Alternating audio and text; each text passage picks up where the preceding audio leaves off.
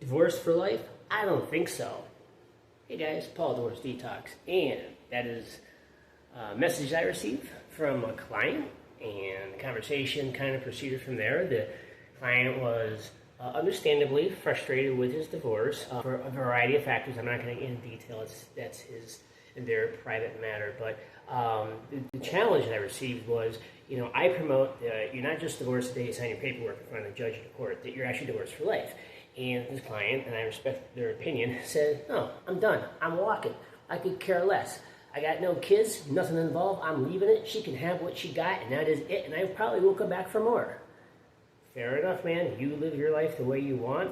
Just please make sure, and I said this to the individual, just make sure you have your T's crossed, your I's dotted, and just know where you're living now in the state, the rules around this.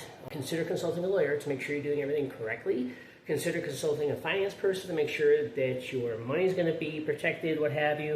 And if you got a prenup, definitely make sure you do some homework.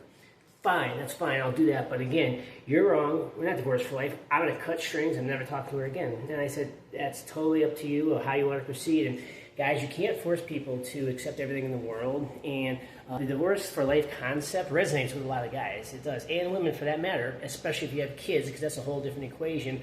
Because there's responsibilities with those kiddos. And if you've been married, whether it's a hetero or homosexual marriage, you probably have family members on both sides that you have relationships with that will continue on.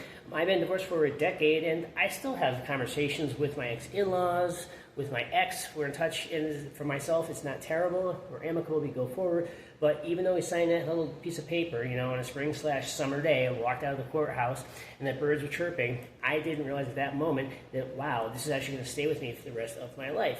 And there's guys that have more than one divorce who have multiple divorces and have multiple things following them through life.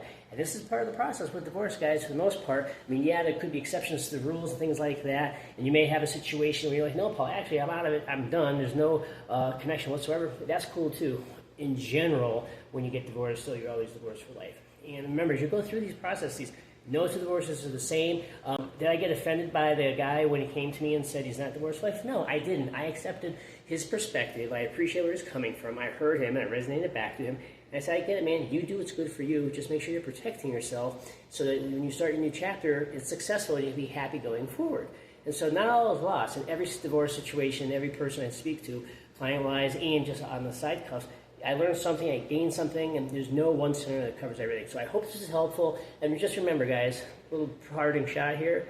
For the most part, when you get divorced, you're divorced for life, generally speaking. Hope you're all doing well. Have a great one. See you soon. Thanks.